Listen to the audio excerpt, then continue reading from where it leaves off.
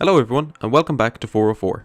In this episode, I sat down with a good friend of mine, Thomas Copeland. Thomas is studying at Queen's University and working part-time with media production company 3rd Street Studios, whilst also running his own projects on the side, such as his weekly radio show The Scoop on Queen's University Radio and his website Challenges NI. This episode's another long one, but has a lot of interesting discussion, so sit back, relax, and enjoy.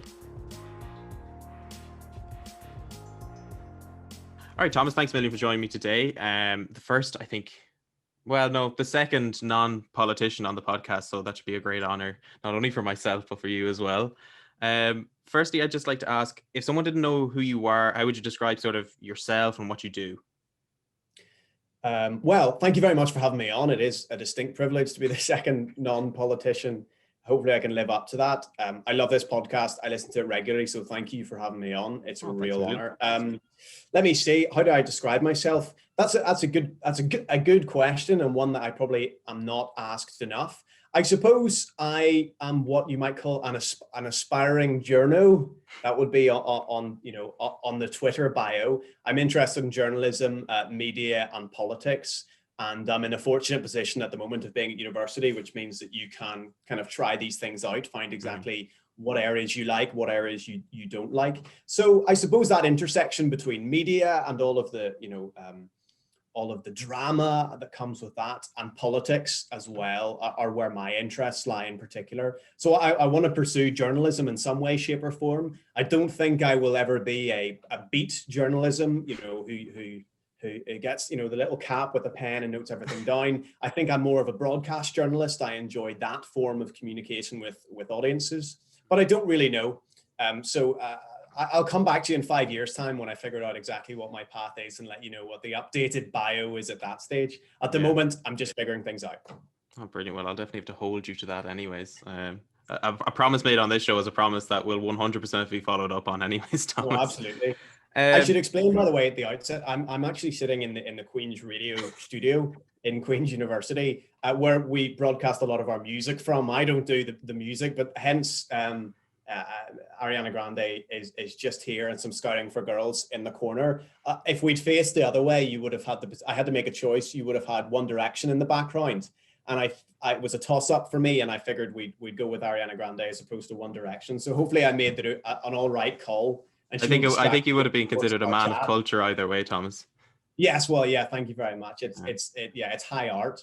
And also, I'm pretty sure the viewers at this stage are probably sick, sore, and tired of looking at my drab background with the single painting that I don't even know where we got it, but there it is anyways. So speaking on journalism a little bit more, what sort of brought this love of journalism? Can you pinpoint one specific moment, or was it just sort of a gradual falling in love with it? I think it's a very gradual thing. When I was much younger, I did Model United Nations. I'm not sure if that's something that happens much at your school where you're growing up, but that sort of brought me into politics at quite an early age. But to be honest, I never really realized how into politics I was until I got to sixth form. I was quite I'd say maybe confused at the time when I was leaving my GCSEs and sort of going into sixth form. I started off choosing biology, maths, chemistry, and music. And within 2 weeks' time, I had dropped all of them and was doing history, French, music, and politics. And the reason I chose politics is because I went to my careers teacher and said, I'm really not enjoying chemistry. Can I move to RE? Because I'd looked at the syllabus and I'd seen that there's quite a lot of ethics in RE. So questions like euthanasia, abortion.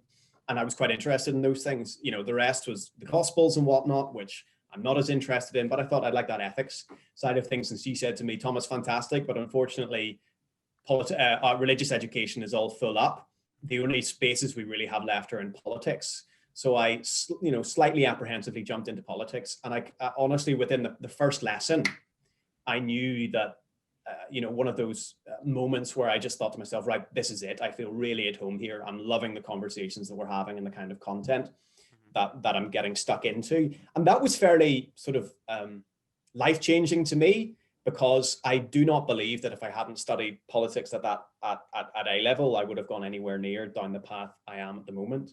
When I was, so around that time, 16 or 17, myself and another student in the class called Jack O'Dwyer Henry, we set up a little thing called Challenges NI, which is a platform, we called it a platform for youth engagement in politics. So over a number of years, we ran a series of events, which were debate hustings for a series of elections taking place in Northern Ireland and general elections as well. And then sort of debates on individual issues. So we did one on devolution.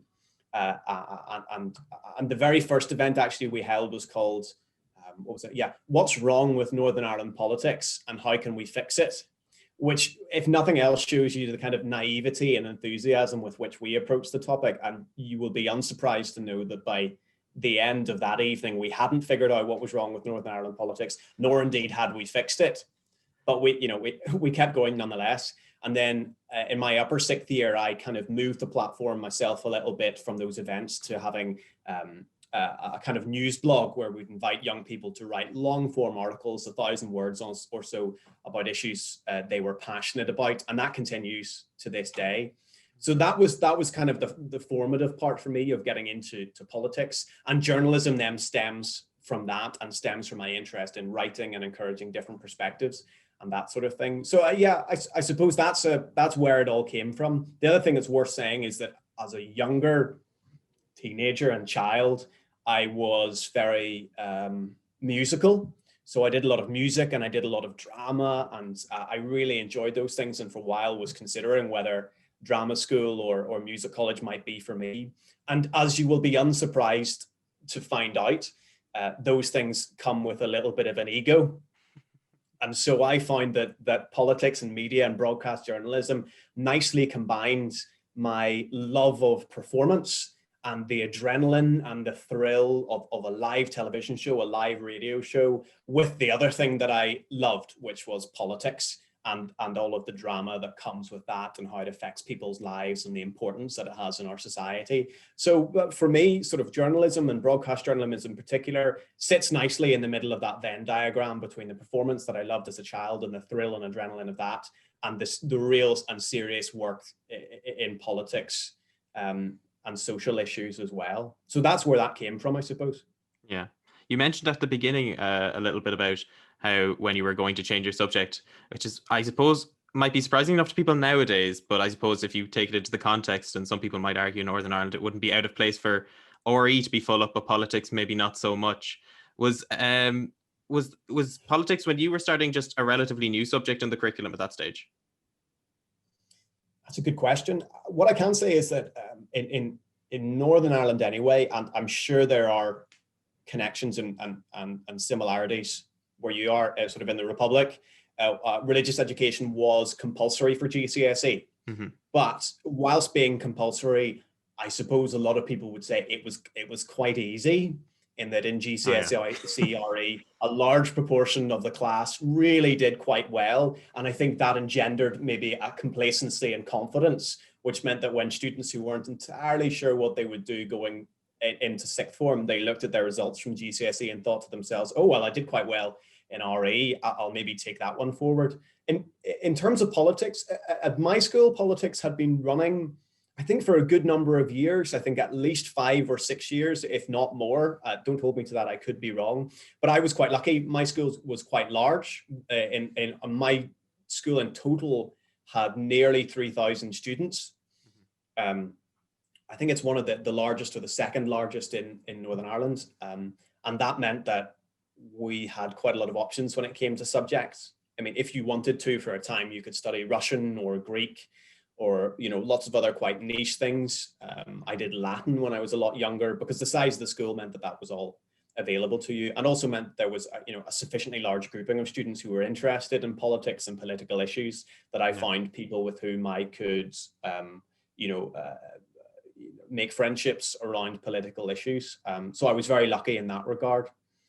You didn't do politics? Did you do politics? No, it wasn't. It wasn't an option when I was doing the Leaving Cert. It's only been introduced recently to the curriculum. I think it's 2 years old or 3 years old. What did you do? Oh God, you're bringing up memories I had maybe hidden away at this stage. I did Irish. Obviously, the core ones we had to do were Irish, English, and maths. Alongside that, I did geography, home economics, which was funny enough because I was terrible at it. And I did Spanish and music. Right. So both did music, I suppose. Well, Yeah. it's interesting, isn't it? Because well, yeah, I would have thought that you would have done something like history, but I suppose Spanish is a bit of an essay writing subject in some ways, and that Mm. led you to law. Right. Well, Okay, that's it's interesting. funny I enough in a wouldn't have sense. guessed those subjects for you, Odhrán, to be honest. Yeah, it's funny enough in a sense because my degree incorporates law with history, so it's an arts one, so it has this extra subject. And I had obviously I had Oh, done history for the junior certificate, which is just 3 years, but then I had kind of dropped it for the leaving cert because it has this reputation of being quite a very heavy-handed topic. As you say, like subjects like religion were kind of seen as the easy grade, and when you're looking to yeah. get into college, you're not worried about what am I interested in. You're worried about what will get me into the course I actually want to do. So history, as much No, as I no. found it interesting, uh, I was surprised because it wasn't even my first option to do with law. I actually wanted to do media studies, but suffice to say, I didn't get the required qualifications for it. So I got history instead, which may have been a blessing in disguise, really, because it's probably one of my more favorite subjects now. Yeah, no, I did history at A level, and the most interesting part of it was an Irish history module, Mm, and I still distinctly recall, probably not in enough detail, but that's been fairly instrumental in terms of politics going forward. Even perhaps more so now as politics in Ireland starts to change, having that understanding of the history of this island has been really beneficial to me. yeah. So I know it's a shame that your degree doesn't, you know, have enough home economics in it. That's a wasted skills at leaving cert Wasted skill. level. I still make the odd pasta now and then, so I suppose it's Right. not gone Okay. Yeah. fully to Yeah. waste. Um. Anyway, so we'll move back a little bit. I think we veered off a little bit in a tangent there, but I think a good tangent nonetheless. Um. So you work be a part time now with Stephen Nolan, and you've done stuff in the past with regards to Sky News with the newspaper reports. Uh, you're working, I think, it's for now. Correct me because I'm more likely to get this wrong than not. You're working for Nolan's private company. I believe is it Third Street Studios. Is that the one? Yeah. Well, let me talk through then my kind of journey from school. So Mm-hmm. when I was in upper sixth, came the period of time when um, students the careers teacher stood up at the front of the assembly and said, right, your deadline for submitting your UCAS forms for getting to college and to university is coming up. You need to have your personal statements chosen. The expectation was that everybody over the summer of lower sixth, so just before their last year of high school, had decided what subjects they were going to do at university. Mm-hmm. And I was not in that position. Some of that comes from the kind of confusion that I've talked about earlier in terms of what I was doing from GCSE into sixth form.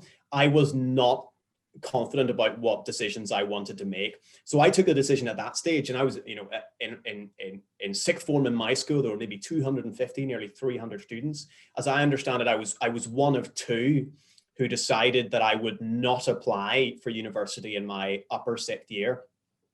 I wasn't confident about what I was going to do. I definitely had ideas about where I was going to go, and actually, the things that I had in my head in that stage were the ones that I ended up pursuing. But I wasn't confident that I wanted to lay down that amount of money in student finance, maintenance, accommodation loans, when I wasn't confident what I was going to do. I do believe, incidentally, that the system whereby students, at least in Northern Ireland, and I can't speak to the Republic, where students are asked when they're moving from lower sixth to upper sixth to make life-altering decisions about what university they're studying in, then to combine their application for university and to be doing that at the same time as they're meant to be studying for their final exams, I think that's reckless. And I think that the exams debacle that we saw over the course of COVID this summer was even more evidence of that. And I also think that students are too often sort of corralled into moving on to university when it's either not the right move for them, or they just aren't ready to make that decision. And that's why, increasingly large numbers of art students in particular come to the end of their degree and realize that they never really wanted to do it. And you see huge numbers of students who completely change their career path at that stage. But anyway, so I was keen to avoid that. So I left school and started on what I suppose at the time was a gap year. No, I didn't go traveling or anything like that. It was a gap year based on work. And I actually did large portions of an A-level maths qualification at the same time. And I was fortunate enough to through kind of perseverance on my part with writing emails and things, I was fortunate enough to fall in with a production company called Third Street Studios. Now that company is owned by Stephen Nolan, and one of the projects that they were working on was a big show on BBC Northern Ireland that's still on BBC Northern Ireland called The Top Table. Mm-hmm. And that was a show where young people were given a platform alongside political commentators and politicians to discuss political issues. I'd been involved in that show. I'd been on one of the shows in the past, and then was asked, and I'm enormously grateful for being asked to be involved in the production of that show. And so that brought me, I worked for 2 years full-time for a production company, and then I now do so part-time while studying at university. I'm at Queen's doing politics, philosophy, and economics. So I mean, I've derived enormous benefit from that, and it has always been, I'm enormously grateful to that company and to Stephen for being willing to sort of take me on, to teach me. I've learned a huge amount. It's been formative in my perspectives and my experiences. And I know it is not a position that hundreds, if not thousands, of other young people would love to be in. I'm enormously grateful for it. And so that gave me experience of making television shows. I've been, assistant producer on The Top Table for 2-3 years now. Researched and assistant producer on documentaries for BBC Northern Ireland, and also for the BBC nationwide as well. So that, I mean, I've learned a huge amount from that, and then I've been very fortunate to be able to come into university and the things that I do now, equipped with that skill and knowledge and experience, which I've tried to use in the work that I continue to do. And then you mentioned the paper review. So that was a bit strange, really. Somebody approached me 3 years ago and said Sky News is looking to expand its pool of newspaper commentators. Would you be interested in taking part? I said, yeah, absolutely, why not? So for 2 years, I flew, once a month or so over to London, get up at 4 a.m. and went on and had a chat about the newspaper headlines on Sky News. And I did the same on BBC 5 Live for a while as well. Thankfully now, I still do them. Thankfully now, they figured out that it's doable online. So one can question why so much money, time, energy, and resource was spent on flying me over to Hounslow to the studios there. But no, that's been a brilliant experience as well, and has forced me to read the newspapers more than I otherwise might have, which is also a very beneficial thing to do. I'd recommend it. With regards to just you mentioned you were approached about the paper review. Was that them seeing your work with regards to Third Street Studios and then approaching you, or was it something completely different? That was really through challenges. Mm-hmm. So at that time, I am still editor of Challenges in Northern Ireland, which is a platform, like I said, for youth journalism and youth commentary on political issues. So that was kind of my in as such, and that's still the tagline that's used when I go on something like Sky or 5 Live. Mm-hmm. That's used. And what I try to do then is give a perspective that is based on the opinions and perspectives of young people as best I can. So that was really through Challenges Northern Ireland. And it's actually been equipped me with fantastic skills as well that I know I will use. The nature of those kind of jobs is that, at 5 a.m. in the morning, 4 a.m. in the morning, you're sent through all of the headlines from all of the newspapers. Mm-hmm. And your job really is and what I perceive it now, some people come at newspaper reviews with a much more partisan perspective, and they're there to make a point. Maybe they come from a think tank or a political party, or they edit a newspaper or something. My opinion has always been something that's grounded in kind of journalism. I consider my job to be on something like a newspaper review, to look at the story, dissect it, present it in a digestible and accessible way, and then add in some links and relationships that people wouldn't have otherwise spotted.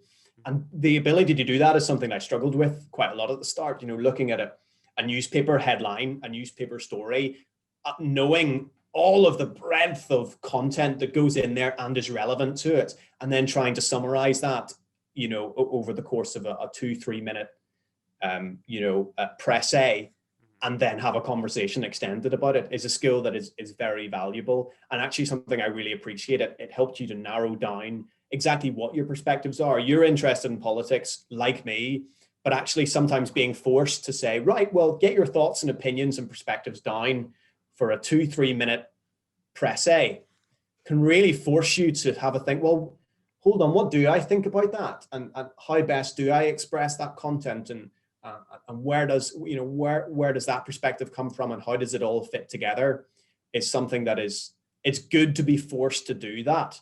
And I'd recommend people try that occasionally, because it can really help focus your thoughts and opinions. Do you actually? That's a good question, because not enough people read newspapers. I think I know I don't. Do you buy a newspaper during the week? No, I have the apps on my phone and I look at stories as they come up or whatever. I've actually made it a sort of a commitment now to at least read an article a day, because I think it's something I skip over quite a bit. And I think Oh it's yeah, something a lot more people should do, because the one thing I've always said, and I hated it, was everyone, I think Twitter's new function actually for when you go to retweet an article and it asks you if you've read it. I think that's a brilliant idea. And a load of people, I remember when it first came out, people were annoyed at it. And I was like, why are you annoyed about it? If you're going to retweet an article, you should at least have to know about, like, to know what's in it, what you're retweeting, because so much so people see a headline. And I think you and I both know this. You probably know it a bit more firsthand. The people who write the articles aren't writing the headlines. They're completely different people altogether. So somebody could write a really brilliant article and it can be destroyed by some, we always see getting quoted for a misogynistic headline they've used or something with regards to that. And well, maybe not, but Irish publications in general, would get on Twitter. They get a fair bit of slack for, say, using certain words when they should have used a more typical word. And people take the headline as if, okay, well, if this is indicative of what the entire article's about, but people don't do that. So I yeah. think if there's anything, I would say it's probably best that people read an article for themselves and then come out with a qualified opinion, because most of the commentary I see on newspaper articles are, they're like, oh, why isn't this happening? And then that question is answered in the article, but they haven't bothered to read it. So Yeah, exactly. I think as well, I don't know. I'm a fan. I'm fortunate enough that my parents will occasionally buy a newspaper, so I don't spend money on it, and I can steal it when they're finished with it. The value of something in longer form is often overlooked. And I'm sure we'll talk about it, in a bit. I'm on Twitter. I use Twitter regularly. I spend too much time scrolling on Twitter. mm, And there are all sorts of reasons for that. I think that it's actually, I think it's becoming a bit of a problem for me that if I don't go on Twitter for a number of hours, I will start to panic about what I've missed. And I think that kind of, I suppose in some ways, isn't it an anxiety of sorts, is something that I'm sure lots of people feel who are interested in this area. And I'm not, and it's a consequence of 24-hour constant rolling news, and also everybody's ability to talk about everything at every time. But I've always taken the opinion that I rarely tweet sort of perspectives and political opinions, because I think to myself, one, how much value is there in putting that out there? It will have been said before. And two, I think sometimes the problem actually with the world of media and news is that there's almost too much of it all of the time. And unless I feel I can really substantially add to a conversation or a debate, by injecting something into it, I try not to do so. But you're right in terms of I agree with that. I largely agree with that function it doesn't force you to read it, mind you. Does it not just no, say you can just read. You can just retweet it anyways. It just asks if you've Yeah. read it. Like, I don't know. Yeah. Actually, just because we're on the topic now, and I have a bit further down my list, but we'll talk about it now. We were talking about speed with regards to media, and one of the questions I was going to bring up, which I'll come back to after we've talked about this, was about the similarities between TV and radio. But I think the one thing we can both agree on is that a huge similarity is getting news out first, being the first to a story. And that used to be a thing. Now, this could be me looking at it rose tinted glasses, but I remember when growing up, stories were very, put under the headlights, like, and examined very carefully before being even considered to be put out into the public realm. But now everything, since it's gone online and everything, I actually sound like such a boomer at the moment, but we keep going anyways. Ever since everything's gone online, everything is pushed out straight away, and it's more important to be the first to a story as opposed to being accurate with the story. Do you think that that's going to, change a little bit over time? Do you think it's going to get a bit more grounded and people are going to take a step back and look at what they've done, or do you think it's just going to continue to get worse? Well, in examining this problem, the first thing I would probably say is that the internet has definitely compounded whatever issues you see. That's made it more complex, more difficult. But actually, the inception of this issue, and I wouldn't actually go as far to say it's a problem. It really just goes back to 24-hour news channels. So BBC World News, or it was called BBC 24, I think, was launched in what, like 98? It might have been just after that, actually. And I can't remember. It was launched sometime in the, from the mid 90s to the early 2000s. And that was, and Sky News did the same. And then you see, more and more 24-hour news channels. And that was the point at which I think things fundamentally changed, because up until that point, if you got a story, the next possible opportunity that you could have to publish that story was either the next edition of the paper. And that's why evening editions of things like the London Evening Standard became popular, because it was an opportunity to get news out for the stuff that evening, so you didn't need to wait until the next day's paper, the next morning's paper. That was one. Or two, if you worked in something like a television, then it was going to be whenever the next bulletin was, so you'd get it ready for the 6 or get it ready for the 10. And then I suppose radio did have a little bit of this kind of 24-hour thing to it. In terms of your question of rushing to get a story out, I'm generally of the opinion that energy and that impetus and that kind of rush, as you put it, is a good thing. I think that we should be encouraging people to try to find out information, to get it to the public as quickly as possible. And it's not new either. What is new in terms of the internet age, however, I believe, is that, and this is a combination of sort of the proliferation and what they call democratization of the internet, means that everybody on Twitter, and Challenges Northern Ireland's a great example of that, everybody can have their little outlet and everybody can find a little scoop. And freelance journalism has become a much bigger business than it used to be. And you get individual journalists who can, throw in freedom of information quests and almost run a micro journalism platform all by themselves. I don't know if I see too many. I rarely see I rarely see people getting big scoops and then not doing. This is the value of proper norms and practices, is that if you find a story, you need to go through all of the proper procedures in order to make sure that it's fully vetted. You get numerous people to look at it. You make sure that you ask people who are mentioned in it for a comment or a statement on that story. I think all of that is largely adhered to. So obeying those standards and practices, I think, is quite important. But part of the problem is certainly that there's this on Twitter in particular, this constant kind of update. But I would largely be of the opinion that there are more benefits to that than downsides, and those kind of updates and holding politicians to account outside of the 6 p.m. bulletin and the 10 p.m. bulletin is a really valuable thing. And so there are definitely problems. There are definitely problems that come as a result of it, but I'd say that the benefits in terms of accountability and transparency are palpably greater. Mm-hmm. Do you think there's not, at least in a certain sense, there's like when there used to be, at least with major news publications, if a story went out and it was found that it was slightly inaccurate, there was at least accountability in that stage. But with the sort of, broadening of media to include the social media sphere, if a story goes out and it's proved to be wrong, like, the damage is done and there really is no accountability to the individual who's put it out at that stage. Yeah, I can definitely see that argument. I think on the other side of it, I mean, one of the advantages of, and this is something that's being talked about an awful lot more, is social media anonymity, and whether you should be forced to, publish your name, your details, some sort of certification in order to get a social media account. I think that there are real downsides to that, less so in the UK, but more in countries where, governmental control and oppression and limitations on freedom of speech and all that kind of stuff are much greater than they are here. There are clear benefits to not always having to reveal, your name, age, address, and phone number whenever you put out potentially incriminating information about a politician, or not necessarily incriminating, just, you hold politicians to account in that way. So I think that needs to be included in the conversation in whatever way. What I would say, and I don't know the answer to this, is that it sometimes seems to me that a lot of media bandwidth is spent talking about either hypotheticals or kind of rumors of what might happen. And Brexit plays into this in some ways, because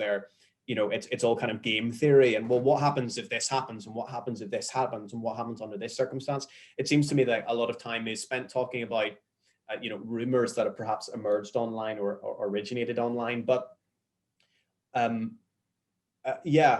I do not really see it as a major. What I think is a more interesting result of the world of social media is what happens to trust in media sources. Here's what I mean by that. So people are newspaper circulation is plummeting. In the UK, it's plummeting. In Ireland, far fewer people are buying newspapers anymore. What that does is it forces newspapers to move online. Like you say, a lot of them do that. But in order to run in any sort of, in any sort of profitable business online, you need to monetize it. And that leaves you with two options. One is to just inundate your app with ads, which is very frustrating and actually doesn't really get you over the profit margin. The evidence seems to suggest that that's not a terribly successful way of actually making any money. I mean, if you look at the newsletter in Northern Ireland, it's operated by a sort of Johnson & Johnson Media Group. And there are so many ads on their app, on their website, and it still doesn't really turn over a profit. The only sustainable way to run businesses is subscription models. So I'm not sure if you subscribe to something like the Washington Post or New York Times is one of the first ones to do this. Do you subscribe to any, actually, do you pay for any of those? With student contributions, we're allowed to get free access to The Independent. Yeah. Here's a question, that would you do that? Would you pay if you weren't a student? I would say yeah, because at the end of the day, if you're going to get a news source, you're not paying for the newspaper anymore, which is the physical print. You're actually probably saving money by paying for the subscription service anyways, because you're getting a lot more content over a longer period of time, but you just don't have to go out and get a physical copy each time, which probably rakes up, I'd say, to more money than the subscription service. Yeah, I suppose, yeah. I mean, encouraging people to take up those subscription services as opposed to, as newspaper circulations decline will be a real difficulty for newspapers. But actually, I think that what one of their major, incentives to people is that if you subscribe to the New York Times or the Independent, there's an element of trust and authority there that you just will not get by consuming news that you see on Facebook or wherever else it is. So I think that's going to be very valuable going forward. I do have a fear, though, that if, the newspapers operating in that way will become much more beholden to their consumers. Yeah. That is to say that, generally speaking, those who have larger disposable income will be the ones who can spend money on the Irish Independent or the New York Times subscription. And then what effect does that have on the journalists in the New York Times, the Irish Independent? Are they acting for the good of everybody in the public, or are they acting for the benefit of their consumers and, pandering to what their consumers are interested in a way to subsidize and continue their own funding model? I don't know, but I think there are big questions there. No, but I would say, and just to kind of go off that a little bit, that I think that has probably always been the case, because you've got your core consumers who are buying physical print anyways, and if that goes online, possibility is that majority of that audience are going to carry over if they're dedicated to the platform.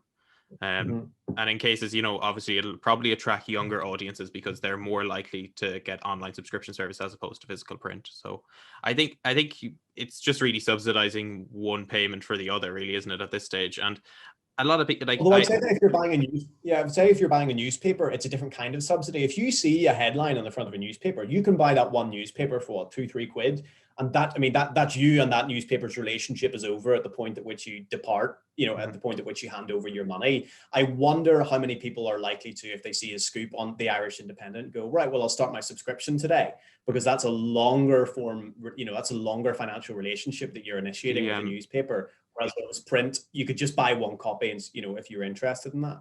The thing I'll say about that is, I'm not sure if it's the same for majority of news publications, but a lot of them do a by article payment. So you can do like if you see a good article, you can pay, I think it's 99p or whatever, to get access to read that one article. So if you're not interested in getting the full subscription service, which is a monthly fee, you can get the one article and whatnot. So I think they've done quite well at adapting it. I think it's probably the best thing they could have done, because at the end of the day, you're reporting stuff in a written format, and there's not really much way you can go outside of that besides making that available for people without having to go to the shop.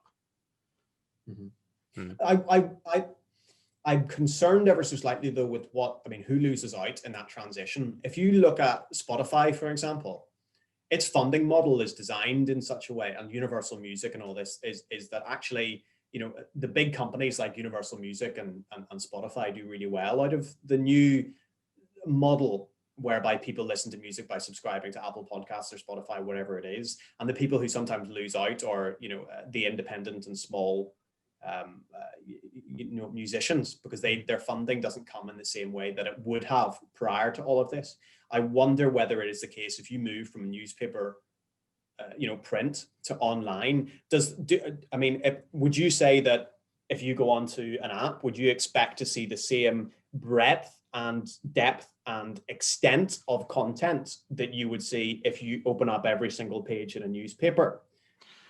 I wonder if that's the case. I would argue the same content is there, I think, and I think the same quality of content. I think it just opens it up more so that there's more bite-sized content now, which is good for people who are on the move and don't have time to be reading very full-length articles. Like, you can get your daily rundown of articles. Like, I know the Independent send me emails in the morning being like, here's what you missed, or here's what you might be interested in. And I think a really good way in which they've actually gone about making sure that, and we talked a little bit about, prescribing to an audience, and maybe this is a bad thing in some people's eyes, but if you view a certain number of articles, I know that at least with regards to data, the Irish Independent will send you relevant articles that they think you might also be interested in. So I think that's a good, that is, in a certain sense, maybe it's conforming to your own view of the world already, but at the same time, it's also giving you relevant articles that you're more likely to read that maybe you probably would have missed out on otherwise. Yeah, that brings us into another whole interesting conversation about the nature of algorithms and things. And I know that YouTube came under fire. You mentioned paper reviews. I was on the newspaper headlines the day after that horrendous terrorist attack in Christchurch in New Zealand. Remember that, where the white supremacists ran into the mosque in Christchurch, and huge numbers of people were injured and killed, and that was eventually that was traced back to, I think he was from Australia, and his internet history showed that he'd spent huge amounts of time on, I think it was 4chan, which was the platform, or 4chan, very hands-off. 4chan, in terms of its regulations of what content was discussed, and YouTube. And if I remember this correctly, part of our discussion was, YouTube algorithms are designed in such a way, and I can only speak for this because I recall this distinctly, are designed in such a way that you will be given content that aligns with what you've already watched. But sure, and then the question was asked, is there not responsibility for providers like YouTube to say, well, actually, even every so often, we're going to, put videos in front of you that challenge what it is that you have watched and what it is that you believe, and offer a different side of the story. And I think that, if you look, it's the same with Facebook, and I know TikTok has phenomenal algorithm power. Although it doesn't have, it's a much more lighthearted, platform with a lot more levity. I wonder, is there an ethical responsibility on people who make algorithms, albeit they are private companies? Is there an ethical responsibility on them to ensure that they are not complicit in the, inculcation of people into a particular worldview by constantly reaffirming it, and, and continuing to put the same content into their, social media echo chamber? I don't know the answer to that question, but I think it's one that big companies will need to grapple with. Yeah. To add on with that, actually, it's interesting in the sense, because when we talk about, algorithms with regards to news information, I think that's a very different story to when you bring up something like YouTube, because YouTube in its nature is primarily an entertainment website. It's not meant to be viewed, be it there are news areas and there's a news category. I think, as you can say, as opposed to the Irish Times, which solely focuses on majority newsworthy sources and newsworthy stories, YouTube kind of caters to anyone and anything with a niche, whether it be big or small. But I do agree with you that there probably is an incentive need. I wouldn't say it's more so with the algorithm. I think it's more to do with YouTube as a system. I think they need to, like, they started, I know, a while back, and I'm not sure if they're still doing it, but if you had a certain word in your tags that could have been considered, just going against YouTube's guidelines, they would be more likely to pull that video, demonetize it, disincentivize an individual to continue to create content, and that has had its backlash as well, 100%. Like, even I see it myself, channels are getting, stripped of subscribers, stripped of, viewership or whatever. Like, I noticed yesterday one of my videos this is very small in the water. Like it was on 400 views at one stage, and then all of a sudden I refresh the page, it goes down to 320. So I don't know how it, like, the algorithm, I think in itself, and YouTube as a system has a long way to go before it's perfect. But I think there's a, well, no, go on there. Well, let me ask you this then. How do reputable and trustworthy news sources encourage people to come to them for news rather than go to the platforms where news is both free and presented in a much more kind of fun, accessible way? I mean, the number of people I've seen recently in polling who say that their major news source is Facebook, and it's interesting they say Facebook rather than, an article on Facebook that came from another source. I think a challenge for not just for sort of for news organizations, but for everyone is perhaps how do we make sure that people are consuming their information from places that are reputable. It is definitely easier if you wanted to just get all your news by scrolling through Facebook and that being your primary source of information. And but what these big news organizations need to be doing is saying to themselves, well, how can we try to challenge that? How can we attract people to come to our news organization? I wonder what you think about this as well. I know that, is it the Washington Post? Their tagline is "Democracy dies in darkness," which is obviously is a really interesting thing, and they were very involved in I think was it Washington Post journalists who's kind of uncovered the whole Watergate thing. Yeah. And that aspect of journalism is salient and really important, and it's about uncovering things that powerful people don't want you to know. I can't remember who it was, but that line about news is about finding out things that powerful people don't want you to know. Everything else is storytelling.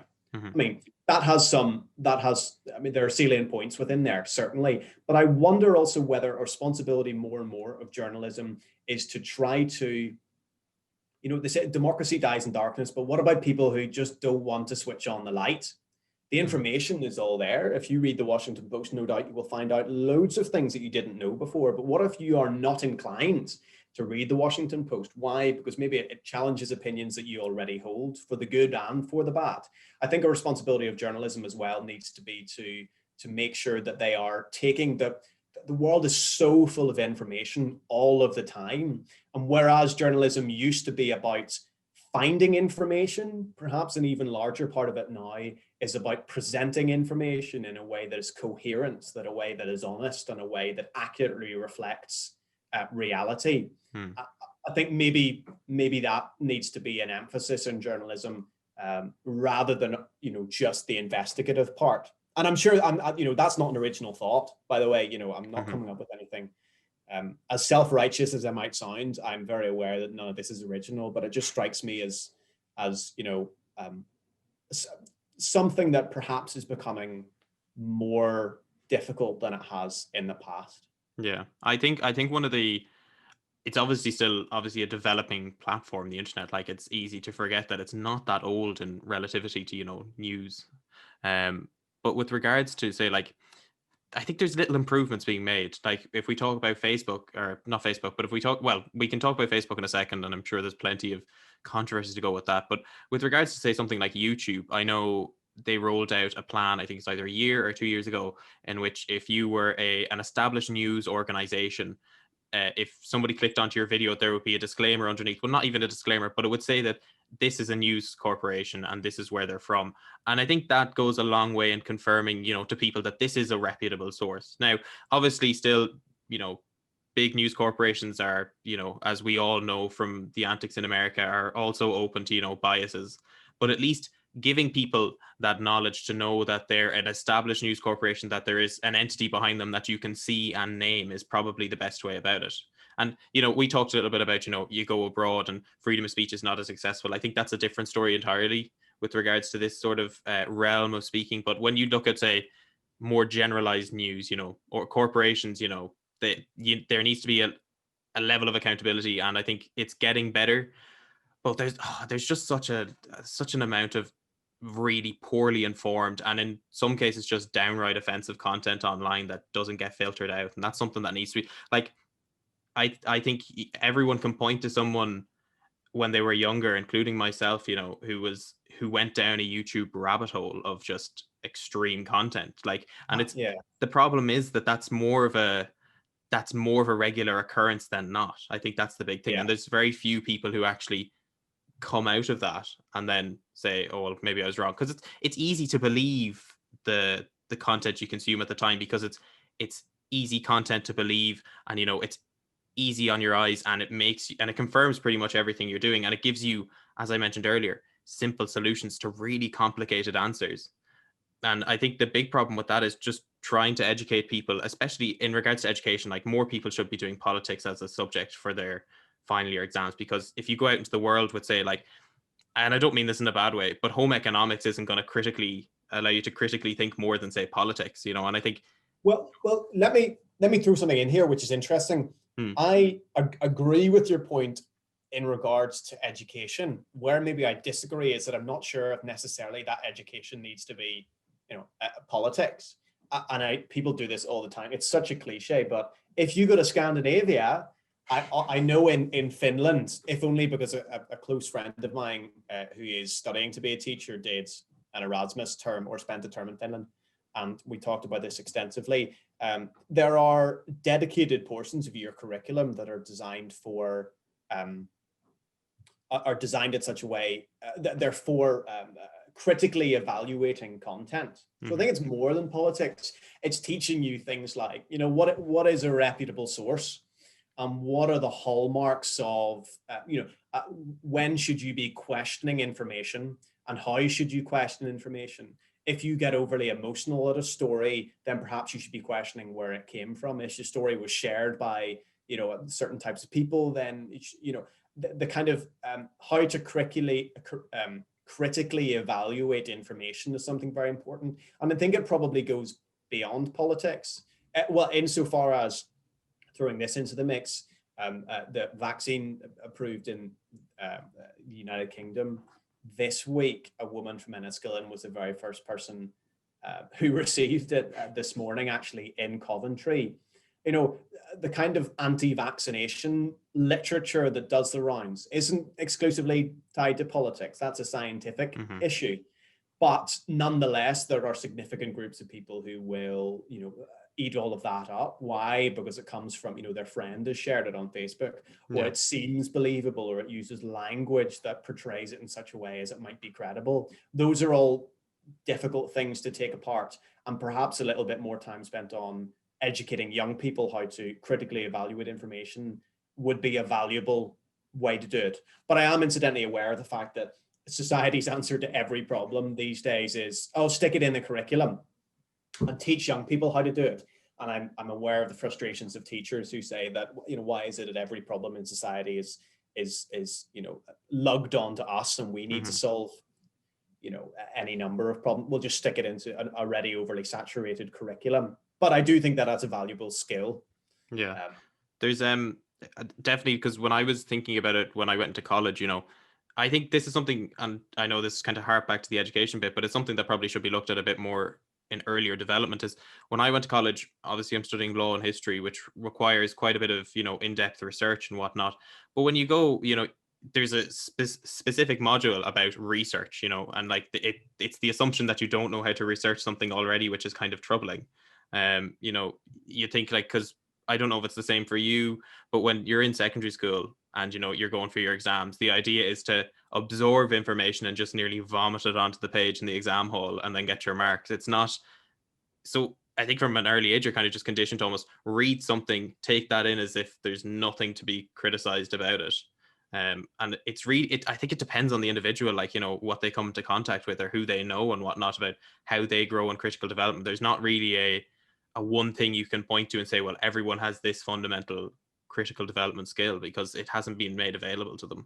So maybe there's something much more to look into in that point, but I think it's definitely needs to be started at an earlier age. Yeah, no, absolutely agree. Yeah, that's so we some pretty heavy-handed topics there, but I think we can maybe push back to a little bit more about what you do. So we talked a little bit before the show about the Scoop, which is associated with Queen's Radio, and you run it. I believe you're. Well, what is your position fully in Queen's Radio? That's a good question. I didn't set up the structure, one should say. So within Queen's Radio, I am the head of news, Mhm. and the news service at Queen's Radio is called The Scoop. So when I started this year, really the Scoop was kind of just was the name of a show that was hosted by the head of news and Mhm. consisted of some podcasts and stuff. I've tried to, and I've been fortunate enough, as I mentioned earlier, to have a couple of years behind me of working in this general area that I've tried to inject with a bit of new energy. So we've moved to do these big shows on a Sunday, the Scoop on Sunday, which is 2 hour live shows, and we have shows that go out during the week that are focused on different areas. We have one on celebrity and entertainment issues, we have one on mental health, we have one on environmental issues, we have one on sport, Mhm. different aspects of news. And then the centerpiece of the whole thing, as I say, is that show on a Sunday. And then we have written content that goes out as well. So yeah, I hadn't done, I've done sort of plenty of radio stuff before, but I hadn't been involved in Queen's Radio before. Mhm. And over the course of lockdown, as I'm sure was the case from very many people, I was kind of looking back on my last year going, there was all these things I said I would do. And one of them was to get involved with Queen's Radio. Mhm. So I cobbled together an application over the summer and chucked it in. So I've been head of news here since since September of this year. And you've been involved with it as well and have been absolutely fantastic in the content that we've put out. And I think we've got a really strong team together. Mhm. Northern Ireland and Queens in particular, I think there would be few people who would dispute that this is a part of the world where young people and old people are incredibly engaged in politics, incredibly engaged in their community, engaged in social issues. And then when you combine that with the fact that politics in Northern Ireland is kind of volatile, very interesting, and actually we're going through a period of time in history when politics is at the center of human interaction and conversation. Mhm.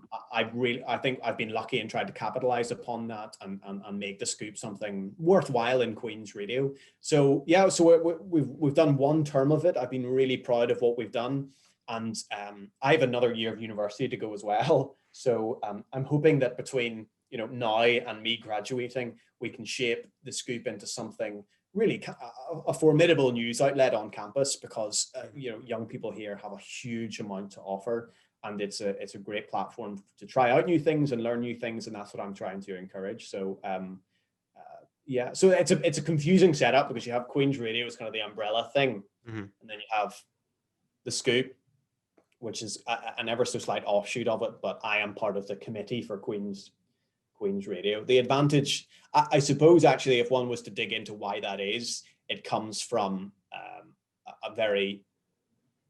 a point of view of maintaining kind of integrity and neutrality. Mhm. So, for example, if Queen's Radio committee voted to support maybe a strike of students or support a particular charitable cause, the Scoop would be insulated from that, as all news organizations should be. It can remain neutral. That's where it comes from. But I suppose, in practice at a student level, that doesn't mean much, but it's nice to see that the principles are in place. Yeah. With regards to the Scoop and the earlier mentioned Challenges Northern Ireland, which we were involved in, both of them are very much, particularly interested in youth voices and student issues. Is that because, in your line of work at the moment, you've always been particularly interested in that? Or is it the case maybe that it feels like it's the only real thing at the moment that you feel there's a gap in which you can facilitate and report on right now? Well, two things. One, when you are a young person, it is much easier to get other young people to contribute. Mhm. I've tried, particularly on our Scoop on Sunday show, to base it around, because it's a news service for at Queen's Radio. I will always try to get the chairperson of the political parties on campus on a show to talk, rather than, as we could very feasibly do, and I'm very confident, get regular contributors, an MLA or something to phone in.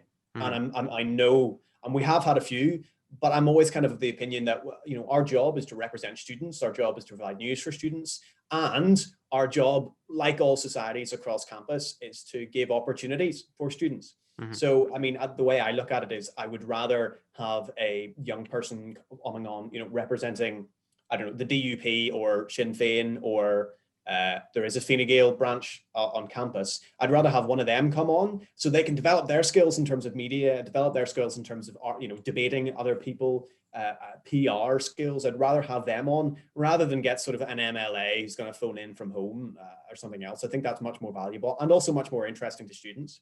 So that's one, is that being young means that other young people are much more accessible. And two is that, I mean, I set up challenges with Jack in 2000 and just after around the time of the Brexit vote. Now, a lot has changed since then. What I would say is that, I mean, in Northern Ireland, we ran a hustings, which is where you get all the different candidates for an election and kind of have a debate. That is not part of the culture, the political culture of Northern Ireland up until now. And a number of people commented to us at the time that this was something really quite novel and different, despite the fact that hustings have been a political mainstay of every single church hall in every constituency up and down England, Scotland, and Wales for the better part of a century. It did not exist here. And then add to that the fact that I don't think at that time young people were particularly engaged. Now, since then, two major things have happened. One is Brexit, and the other was the election of Jeremy Corbyn. And now, if put aside any particular political preferences for or against Jeremy Corbyn, in combination, both of those two things put a rocket up youth engagement in politics. And now it's fantastic to see how many young people care about politics.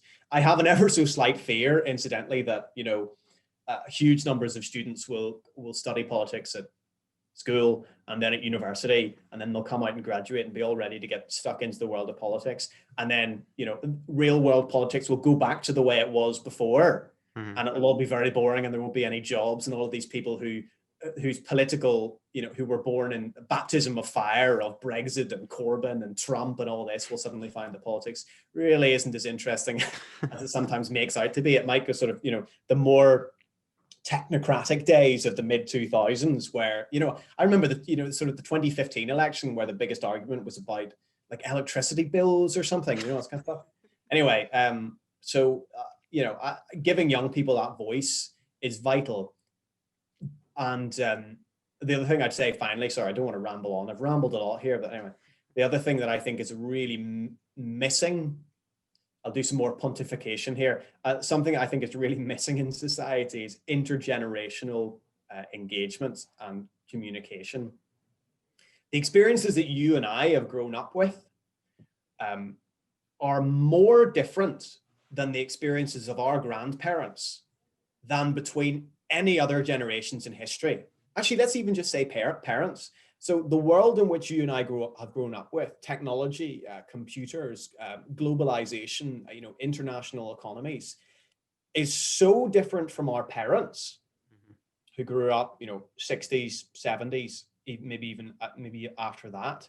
The differences between those two experiences are further apart, I believe, than almost any other generation in history, perhaps excluding sort of the Industrial Revolution, which means that the communication and the engagement between generations is really, really difficult. We've seen a bit of this in COVID, where there's sort of hate going both ways, where and this is where the whole Karen and Boomer thing comes from in some ways, where and then older people go, oh, the reason for COVID increasing is because those young people are out and about and they're going to parties and all this kind of stuff, and then young people go, the reason our politics is so toxic is because old people all vote this way or that way, or whatever it is, gay marriage or abortion or whatever these issues are.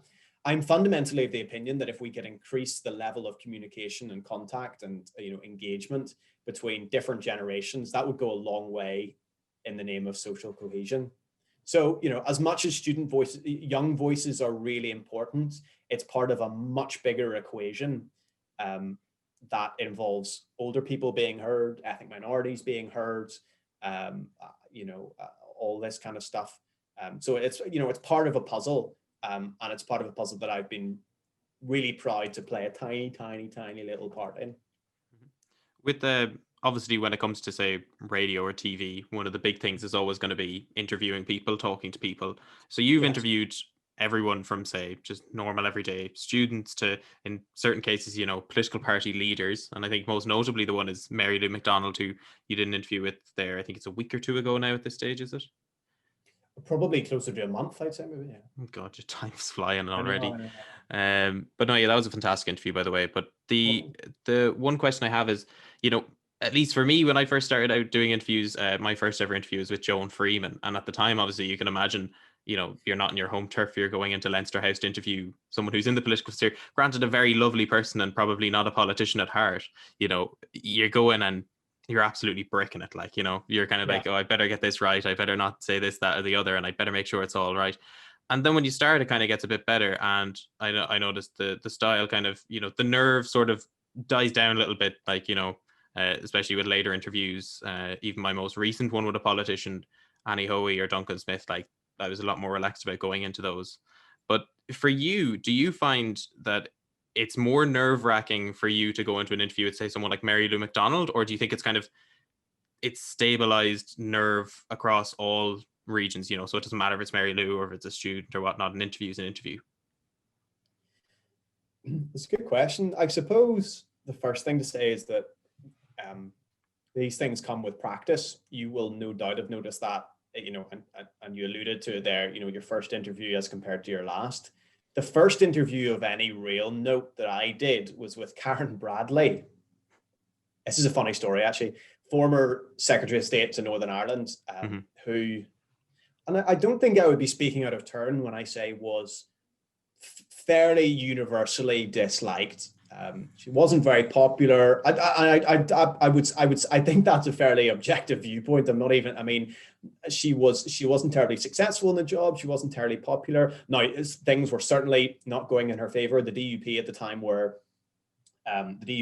in confidence and supply. Neither the DUP nor Sinn Féin had any real incentive to go back into Stormont because electorally they were doing very well. Sinn Féin had got its highest election results in the Stormont elections. The DUP had done very well in Westminster. It was in nobody's interest to go back into. It was a difficult position, but I went up and did an interview with her, and it was really not very good.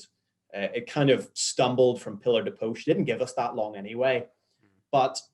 And then I've done more sort of since then. Michelle O'Neill not that long ago, and then I flew over and did some in and around the time of the real parliamentary furore over Brexit, 31st of October or whatever those deadlines were. I can't remember anymore.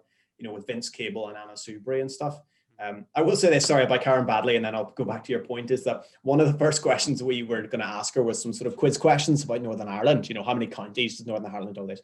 And she's a politician. She batted all that off and said, I'm not going to answer quiz questions. I'm here for the real substantive issues and stuff.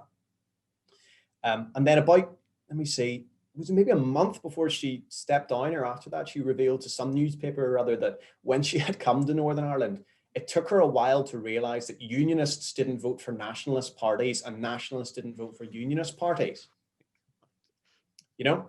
So as it turns out, my quiz questions about, how many counties there are in Northern Ireland, that will annoy some people, but been a career ender. There are, in this part of the world, might have actually been, I might have been right, and that might have been too high a bar in some ways. But anyway, I don't want to overly discredit her. In terms of interviews in general, the point I'm making is that it comes with practice, and those nerves kind of die down, I feel.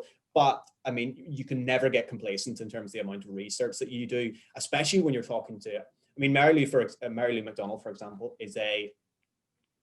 I can probably say this fairly objectively as well, is a really phenomenal political operator. She, she's generally very good in interviews. She has an answer to everything. She has a great ability to connect. I think that her and Nicola Sturgeon actually share quite a lot of qualities in the way in which they connect with people. Now, there's all the politics that goes behind that and stuff, but it means that when you're interviewing somebody like that, you need to be armed with the facts, because Ian Blackford, who's the SNP leader at the House of Commons, I interviewed him maybe 2 weeks ago. And I mean, every 10 minutes he was going, "Oh, I'll tell you a wee story here, Thomas," and then it'd be sort of 10 minutes later and all this kind of stuff. So as long as you come armed with the facts, I think that's very important. And then the other thing that I think is a valuable thing to do is to try to draw parallels and find little connections. I think, especially if you're doing kind of longer form interviews, what you want to try to do is find things that your audience can relate with, particularly if talking about like, the history of the past or somebody's own experiences. Here's an example is that, Ian Blackford, as it turns out, was member of a grouping within the SNP called the 79 group, which now looks really quite reminiscent of what Momentum is in the Labour Party in the UK, a kind of quite radical Republican socialist grouping, and then trying to draw those parallels together so that, a person's life and history and perspectives are as relatable as possible is something that I've always tried to do. Although it must be said also, I'm a big fan of kind of, difficult questions, as long as I have, a paper with all the facts written on them. I think that, it's kind of 50-50 between the nice, easy questions to let them bat something off about their own political history and the tougher questions to really, hold their feet to the fire. Mm-hmm. You've worked in like both TV and radio at this stage. Which one do you prefer? Radio, probably. I have a face for radio. I mean, listen, here's what I'll say about TV is that one of the problems with TV is that you spend an awful lot of time being occupied with, what we're seeing on the screen here, all this kind of stuff. I've done sort of TV shows before where, and it's just, you need to then to be concerned about stuff like eye contact, where your eye line is. You need to be concerned with how you're standing. You need to be concerned with how you look and how your guests look. You need to be concerned with, any number of things that are irrelevant to the content. What I, excuse me, what I kind of like about radio is that, the only thing that matters is what you're saying, which means, you can have the papers splayed everywhere. It can be an absolute mess around the place, but as long as you know your stuff, it can come across really well. I think that, television is great and it definitely reaches larger audiences, but there's an awful lot of superfluous nonsense that is applied on top of that. Get your makeup done. What are you wearing? Where are you standing? All this kind of stuff. And actually, I think that largely that adds relatively little. So I'd say radio. Yeah, that's interesting in a sense because it brings my mind back to a documentary I watched a couple of years back, which was talking about the presidential campaigns between John F. Kennedy and Richard Nixon. And most notably, I'm not sure if you'd be aware of this story, but one of the presidential debate one of where, and for the listeners, I'll briefly run through it. It was very much so the case that one of the presidential debates between JFK and Richard Nixon was both televised and put on radio. And for the radio listeners, Nixon came across as the better half, and there was like 60% approval rating for Nixon. But on television, the visual aspect played against him completely because obviously, JFK was known as, sort of the young, good-looking president that everyone sort of got behind. So it's interesting in that sense that is it more of a, like, because obviously, we all have ears, we all have eyes, and we all see different things, but is the visual aspect in a certain sense, is it as important? Because, obviously the content, comes out of your mouth and it's what you're hearing, but not everyone goes around with, a pair of sunglasses on and, maybe like 20 pairs of sunglasses that they didn't want to see. You're still seeing stuff. So obviously it's going to play into your perception of the world. So maybe is the visual aspect as important in that sense? Well, I mean, my answer to that, I suppose, in politics in general is that, at the end of the day, the substance of your arguments and the content is the most important thing and always will be. Nothing will refute that. But politics these days is about, leadership, and it's about communication, and it's about engagement, and it's about relationships. And these are all things that mean that if you are able to use the visual aspect in a positive and constructive way, you will be all the better for it. Now, obviously, there are those who will favor one over the other and will look, be fantastic on television and always say the right thing and always look in the right way, but there's nothing behind it. And then there will be those who look awful and, can't communicate and can't deal with the television, but, they know all their stuff. Trying to find that middle ground is, I suppose, difficult, but it's definitely the case that in the 21st century, I think politics is, it's a form of, I don't want to say entertainment, but you need to be able to use the media in order to communicate And if you're not able to do that, politics in the 21st century isn't going to be for you. So as much as I'm, ever so slightly derisive about that aspect of journalism, it's a really critical part of it. Yeah. The stuff that people watch, far more people will watch, the news at 10 or Question Time or News Night than will be constantly listening to the radio all day. So, if you want to be a little bit like me and issue television in favor of, pure content on radio, then fair enough, but you need to be able to be prepared to sacrifice large groupings of people who don't listen to the radio and they watch television. And you need to go where the people are. I have a lot of respect. There's a couple of journalists up at Ulster University who have been doing some great work in terms of engaging with the young people on TikTok and doing journalism on TikTok. Now, I know it's not really for me. That's not something I would be good at or particularly want to do, but that's a really valuable form of journalism. And you need to go where your audiences are. The days of radio dominance are over. Television became the new thing. And actually, it's probably the case that, television days are over. It's all internet now, and it's all, 3-minute videos on Twitter or TikTok or whatever it is. So, at the end of the job of a journalist is to inform their audiences. And so if you need to inform them by being on TikTok or by making short videos or by, doing your hair and getting your makeup and looking well and facing the camera, so be it. It's part of the job. I think I can speak for everyone when I say that, we would be extremely humbled and honored if Thomas Copeland reported the news to us on TikTok.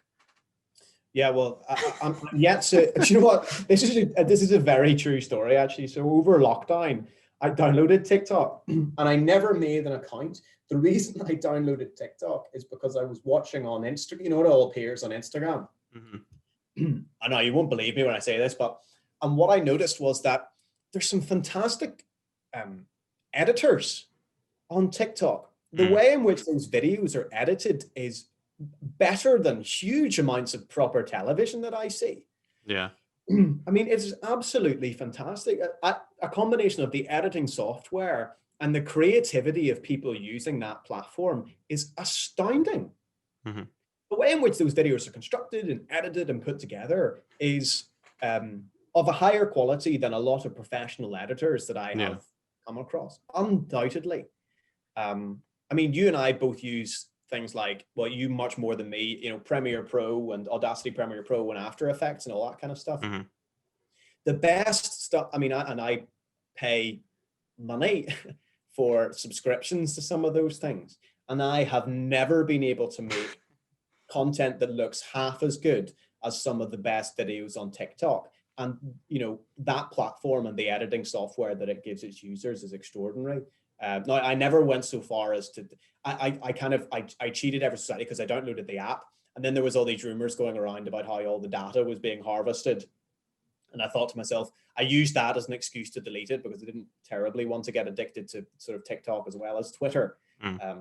Despite the fact that I'll willingly hand over all of my data to Google and Facebook every possible opportunity, in order to make my login process to some other website slightly easier. I use that as an excuse to get rid of TikTok. But, listen, I think journalism needs to make sure that it's not pretentious or, derisory towards new platforms. Yeah. TikTok's one of them. There's a funny story, actually, and I know I've taken a lot of your time and I've only 2 more questions after this, but I'll quickly run into it because I'm not sure if you're aware of the program on RT, This Week in Politics.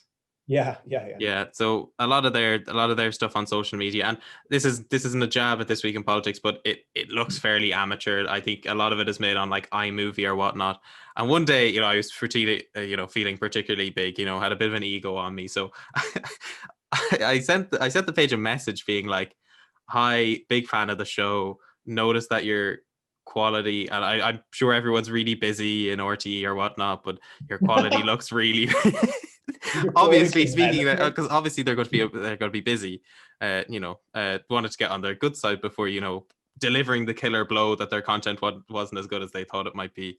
But I was like, I noticed your videos, they look, without being rude, quite amateur, and could do with a bit of pepping up, and I do work on editing this, that, and the other, and I'd be more than happy to help out. Suffice to say, the person saw it and probably said, "Who the this guy, like, get off Yeah. my screen. So, but I just thought that was, I always think back to that, and I think about the Did they audacity reply? I had sending that message at the time. No, Did but they you are reply? right. There's a lot of people who may not even know it, but have a very good, you know, ability to edit content. Now, I'm not including myself in this bracket, but I will put it out. Like, there's people who make very short stuff, as you mentioned, on TikTok, that have such a brilliant array of talent, and I wish they'd just get more involved in the media sphere in that sense as well. Well, it's people who have an eye for it. I'll tell you a story, because there's a fantastic producer / kind of journalist chap called Johnny Harris, who works for Vox. And anybody listening to this, I highly recommend you go out and check out Johnny Harris. And he does a story, you know, because he does wonderful things. I think he does like Vox Beyond Borders, where he goes to India and the Arctic and Hong Kong and all these people, and edits and films and, you know, drones and all that kind of stuff, all his content himself. And he tells a similar story, incidentally, which is his you know, gateway into editing was he sent a message to the US State Department saying that one of the videos that they had made on an internship that they were advertising was pretty poor, and could he make a new one? And they replied to him saying, listen, if you're doing it for free, absolutely, send it to us. And that was how he got into it. So, you know, listen, it works for some people. Yeah, obviously This Week in Politics were happy with their content. Yeah. So What I will say, sorry, just on an ever so slightly serious note, is that, and this is something that I know I need to improve on, as budgets become smaller and, you know, money's not infinite. It used to be back in the day that if you were maybe a broadcast journalist, you would go and cover a story, and there would be a cameraman, there would maybe be a producer, and there would be you as a journalist, and you'd stand in front of the camera, and the camera, you know, all this kind of stuff. These days, sorry. And then when you come back to, you know, base, you hand over all of your rushes to an editor, and then you sit beside the editor as you edit out the script, and he edits it into place, and then it's all sent off and transcoded and sent on and put on broadcast on the 10 of the 6, right? These days, increasingly, and I'm not saying that I have personal experience of this, but more and more people that I speak to tell me that, you know, the budgets are just so tight that you're sent out with your own camera. You need to go somewhere, you need to film the rushes yourself, you need to film yourself, you know, doing your piece to camera. Then you need to come back to base, you need to stick, you know, get your SD card out, stick it in, jump onto Premiere Pro or Logic or, you know, whatever it is, edit it yourself and spit it out. Now, to be fair, that probably isn't for, you know, the big stuff that goes on the, you know, BBC News at 10 or RTE at whatever time. But I mean, those demands, journalists these days need to be much more multimedia than they have in the past. And that's definitely something that I need to work on. You know, I'm very aware of the fact, and it's on my list for Christmas, is to get my head a bit more around Premiere Pro. And I did a good bit over summer there, but it's all jumped out of my head again. So we're on to the final two questions now. Again, I want to say, you know, you've taken so much time out already. You know, we're well past the hour, so thanks a million. Well, listen, I'll happily talk away on politics, you know, to an ungrateful audience for as long as you want. We've had a discussion there for the past hour. I think it would be described as an interview. I'd like to think of it more as a two-way discussion in this sense. But, you know, you've partaken in, you know, giving interviews yourself, you know, being interviewed. Which would you say in your set, at least for you personally, is more difficult? Giving interviews or being interviewed? Being interviewed. Definitely. There's sort of a pressure to come up with answers. I mean, if you listen back to this, particularly at the part where we were talking about, what were we talking about? Democratization of news and all that kind of stuff, you will see when I run out of things to say and start making stuff up. Do you know what I mean? I find it's much more difficult. And in that light, I have sympathy sometimes for politicians when they are asked questions and sort of just, when they're asked questions that are sufficiently vague that there's no clear cut kind of, you know, give us the answer to it, but they need to come up with something else. Yeah, no, definitely. I'd say that being interviewed is more difficult because you know, when you are interviewed, the presumption is that in some way, shape or form, you have an authority on a given subject. And the truth is that, and this is true of anything that we've talked about over the last hour, nothing that you and I have said is groundbreaking or new. We're just giving our perspectives on it. And in some ways, you know, the kind of pressure of being asked a question somehow implies that you know more than other people do on it. And certainly not the case. This is all just kind of stuff that you know what I mean? These are just perspectives or whatever. So definitely I'd find that more difficult. Yeah, I suppose. Just to round us off then, obviously you've been involved in journalism for a while. You most likely, I can't see you deviating from it anytime in the future. What would you say is the one thing you'd hope to achieve by the end of your career? Now, there's probably stuff that'll pop up, but at this very moment, what would you say would be the one thing you'd want? That's a good question. I would love to front an election night broadcast. I think that would be a unique experience. I mean, one of my sort of heroes in that sense is somebody like, David Dimbleby in the UK, who had, I think he did every election from 1979 to 2017, I think, or 15. I think that, the thrill and adrenaline of any election night, regardless of where you are, if you're interested in politics, is an experience unlike any other. And being at the center of that and reporting the issues, I think would just be an enormous amount of fun, a huge privilege, and an experience unlike any other. So I'd love to, at some stage in my career, be involved or front, an election night broadcast of some way, shape, or form. I think that's an accurate reflection of an ambition of mine. I think that would be great. Perfect. Well, Thomas Copeland, thank you so much for sitting down with me today.